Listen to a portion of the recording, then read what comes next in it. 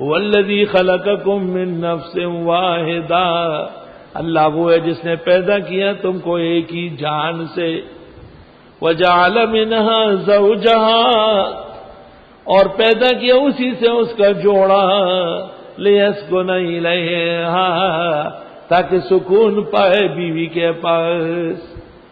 بیوی ایسی ہو کہ خاوند تھکا تھکایا پریشان آئے اور اس کے پاس بیٹھ کر لیٹ کر آرام کرے۔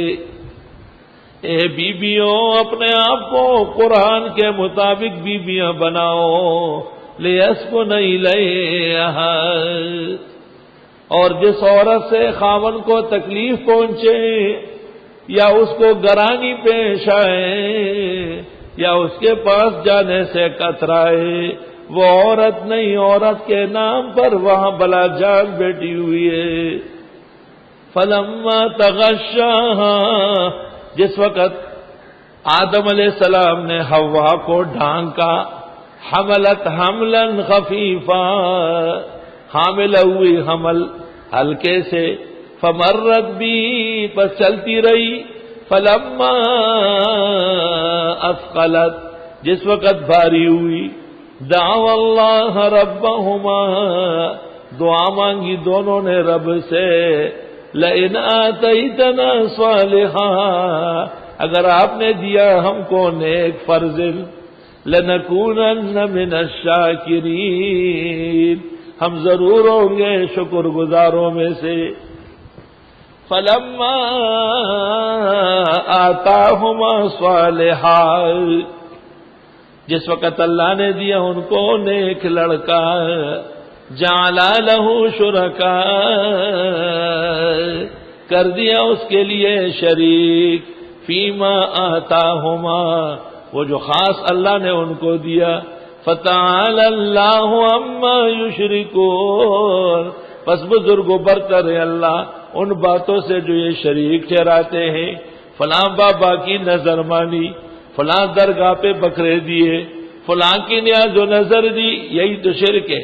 ایشرکون ما لا یخلق شیئا، آیا شریک ٹھہراتے ہیں وہ جو بنا نہیں سکتے کچھ بھی، وہم یخلقون، وہ خود خدا کے پیدا کردہ ہے، ولا یستطیعون لہم نصرا، ان سے ہو ہی نہیں سکتی ان کی مدد، ولا انفسہم ینصرون، اور نہیں اپنی مدد آپ کر سکتے۔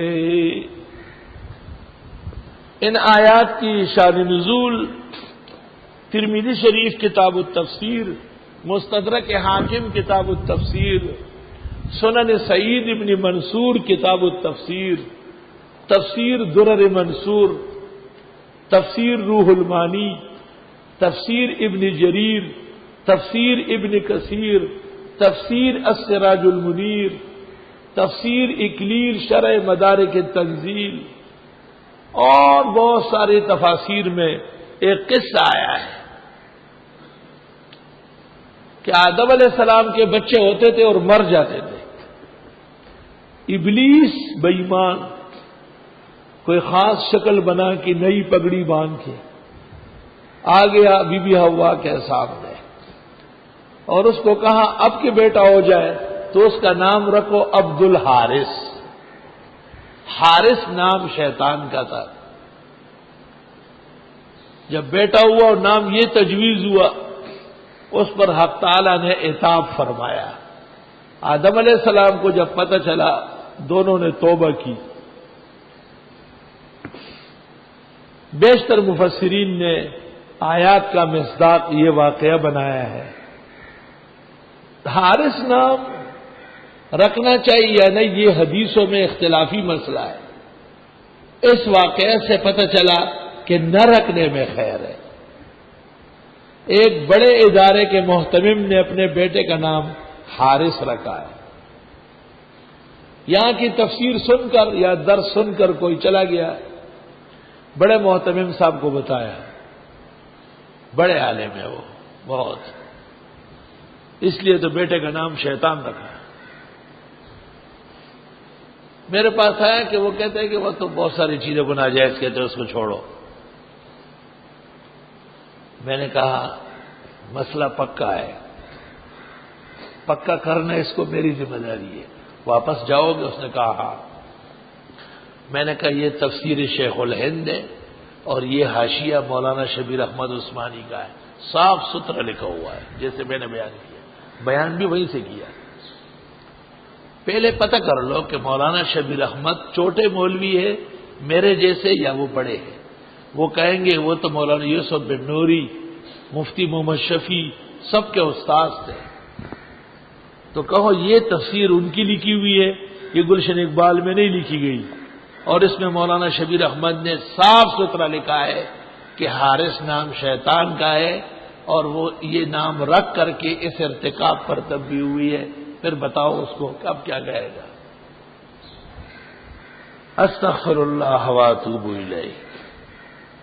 مرد باعث کی گیرد اندر گوش، عقل مند کو چاہیے نصیحت لے، ور بنستست پند بر دیوار۔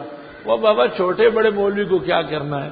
حق کا پرستار بنو، حق اگر طالب علم سے بھی پہنچے تو بے شک قبول کر لو۔ ہمارے جامعہ میں جب یہ فیصلہ میٹنگ میں ہوا کہ اساتذہ کرام پگڑیاں باندھا کریں، تو اس کے ساتھ یہ تاکید بھی رہی کہ خاص کر حدیث کے اساتذہ دور حدیث کوئی بغیر پگڑی کے نہ داخل ہو۔ ابتدائی وقت تھا، مولوی سر چڑھے پلے بڑے تھے، بعض مولوی چپکے سے میرا خیال اندر چلے جاتے، میں نے کچھ سختی کی۔ ایک چھوٹا طالب علم وضو خانے میں ہے، مجھے کہتے ہیں میں ایک بات کرتا ہوں مارو گے نہیں؟ میں نے کہا نہیں، کہا ان کی پگڑیاں خدا نے اتاری ہے، آپ نہیں چڑھا سکتے، چھوڑے، آپ کا بلڈ پریشر خراب ہو جائے گا۔ بس آپ نے سنت مسئلہ بیان کیا، ان کی پگڑیاں خدا نے اتاری ہے اس لیے یہ اب چڑھا نہیں سکتے۔ میں نے اگلی میٹنگ میں ذکر کیا، اس کے بعد تمام مولویوں نے، دور حدیث والوں نے خاص کر پگڑیاں باندھنی شروع کی۔ میں ان اساتذہ کرام کا بھی شکر گزار ہوں اور اس معصوم بچے کے لیے بھی دعا گو ہوں جس نے مجھ فقیر کو تسلی دی۔ وَإِن تَدْعُوهُمْ إِلَى الْهُدَىٰ، اور اگر آپ پکاریں ان معبودان باطل کو ہدایت کے لیے، لا يَتَّبِعُوكُمْ، وہ نہیں آ سکتے ہیں، سواء علیکم، برابر ہے تمہارے لیے، ادعوتموہم، کہ ان کو پکارو، ام انتم صامتون، یا تم خاموش رہو۔ ان الذین تدعون من دون اللہ، بے شک وہ لوگ جن کو پکارتے ہو اللہ کے سوا، عباد امثالکم، وہ بھی بندے تھے تمہارے جیسے۔ یہ کہتے بت پکارتے، بت نہیں پکارتے تھے، عباد امثالکم، وہ تو بندے تھے، لات منات عزا 360 جتنے تھے، سب کے سب اولیاء اللہ بزرگان دین تھے اپنے اپنے زمانے کے۔ یہاں تک کہ وہ 5 بت، 5 مورتیاں جن کا ذکر سورۃ نوح میں ہے، لا تذرن ودا ولا سواعا ولا یغوث ویعوق ونسرا، بخاری شریف میں ہے، کانوا عبادا صالحین، یہ بھی نیک لوگ تھے اپنے زمانے کے۔ اور تفسیر ابن کثیر نے نقل کیا ہے کہ یہ شیش